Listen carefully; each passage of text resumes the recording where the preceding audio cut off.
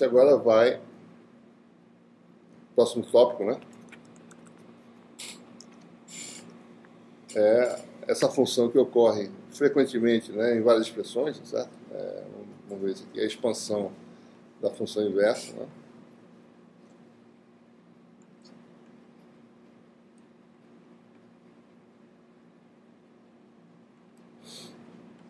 A função inversa aparece várias vezes, né, em várias situações, certo? Potencial eletrostático, né? Aqui a função inversa aparecendo, né?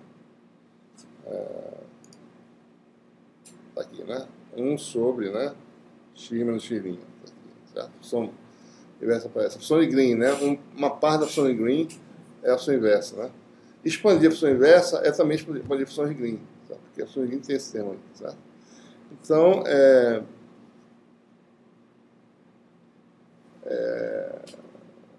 a gente vai ver agora que é fácil expandir a função usando esse conceito que a gente acabou de usar de conhecendo a solução no subdomínio, certo?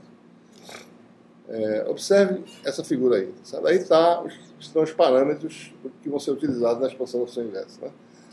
Eu tenho a função inversa, que é 1 sobre módulo, ou seja, a função de distância, né? Inversa da distância, certo? Aqui estão os vetores x, eles formam um ângulo gama entre eles, né? X está a distância r da origem, x' a distância r' da origem, certo? Se você alinhar gama igual a zero nessa figura, certo?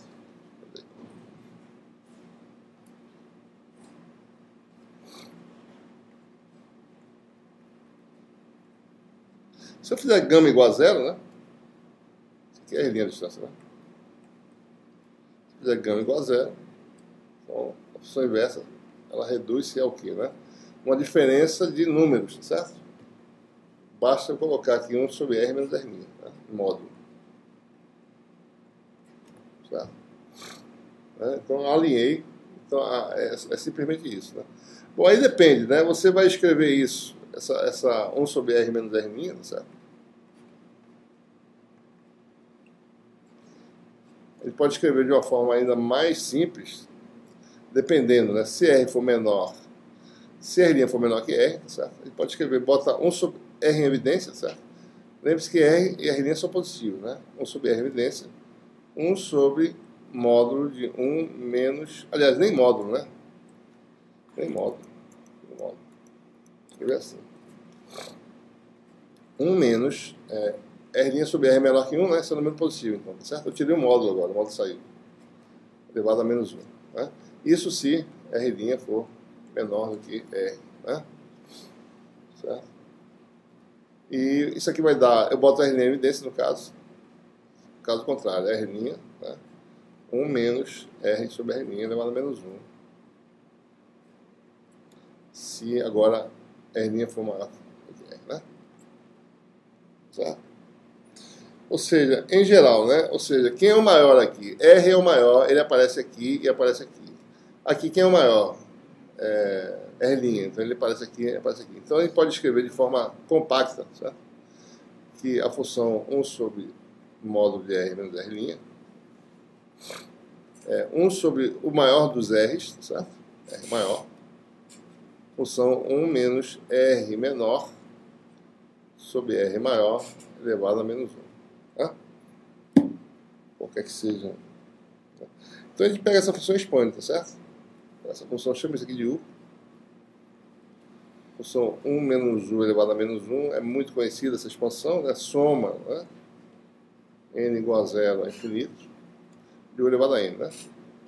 Fácil verificar que isso é verdade, né? Você vai fazer aquela 1 sobre 1 menos u igual a vamos dizer que seja verdade, né? U elevado a n, tá certo? E multiplica, né? Passa para lá, tá certo? Vamos ver se dá certo. 1 igual a soma de u elevado a n, de n igual a 0 a infinito, menos soma de n igual a 0 a infinito, u elevado a n mais 1, certo? Tá? Isso aqui começa em 1, né? 1 mais u mais o 2, etc. Isso aqui começa em u. U mais o 2 mais o 3, né? Então isso aqui vai cancelar, tá certo? e assim por diante, fica 1, correto, né? Dá certo. Então essa é a expansão mais simples que existe, né? A função 1 menos u elevado a menos 1. Então quer dizer o quê, né? 1 menos u, né? Que é r menor sobre r maior, elevado a menos 1, é soma, né? Uma soma simples, tá certo? R menor elevado a n sobre r maior elevado a n também, né? E se eu tiver 1 sobre r maior, né? Que é o que a gente falou agora há pouco, certo?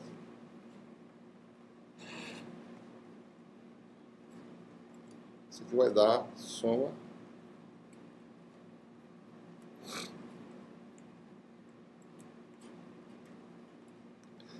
então aparece embaixo r maior elevado a n mais 1, certo? Né? Então a função módulo, a função inversa, que é o que está aí no caso do gama igual a zero. Isso aqui é a função módulo, a função 1 sobre a distância, para gama igual a zero. Né? Ele quer saber qual é a expressão para gama diferente de zero. Certo? Né? Então essa função só depende de R' e gama, né? A dependência em R e R' já está aqui, certo? Então, se você fazer para gama diferente de zero, basta multiplicar por PL cosseno gama.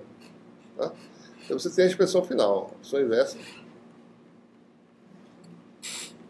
Essa expressão simples, né? Soma de n igual a zero, infinito, ou L, se você quiser, R menor elevado a n, R maior elevado a n mais 1. Observe, né?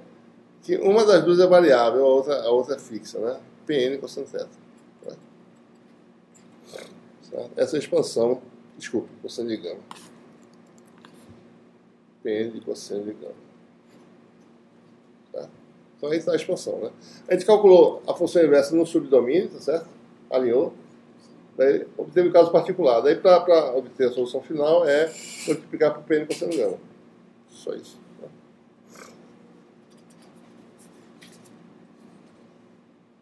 Exemplo. Né? Vou fazer esse exemplo aí. Certo?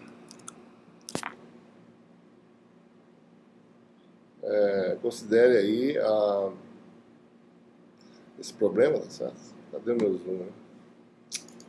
Ah, tá aqui. Consegue ver aqui. Primeiro. Vocês já devem ter resolvido o problema da espira, né? Mas a gente sempre resolve no eixo Z, tá certo? Né? A gente agora vai resolver de forma bem simples e rápida, em qualquer lugar, porque a gente sabe agora a expansão da função inversa. Tá?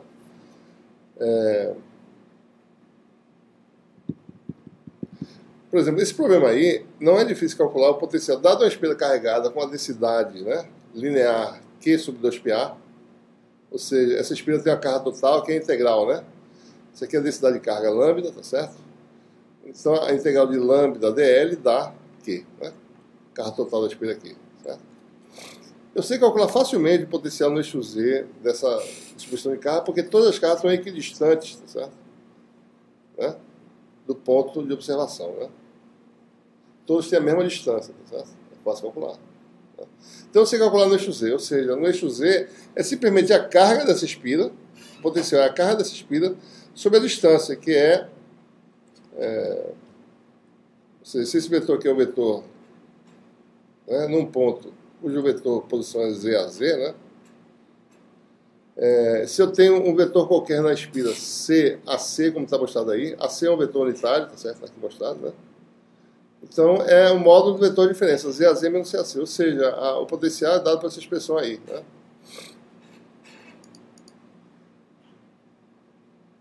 Certo? Carga da espira, né, sobre 4πε0, Z a Z menos C a C, ou seja, esse é o resultado por potencial no eixo Z. Já conheço o potencial no eixo Z, certo? Olhe, observe que isso aqui é a função inversa, né? Posso expandi-la, certo? Então veja, quando eu vou expandir, o que eu vou fazer?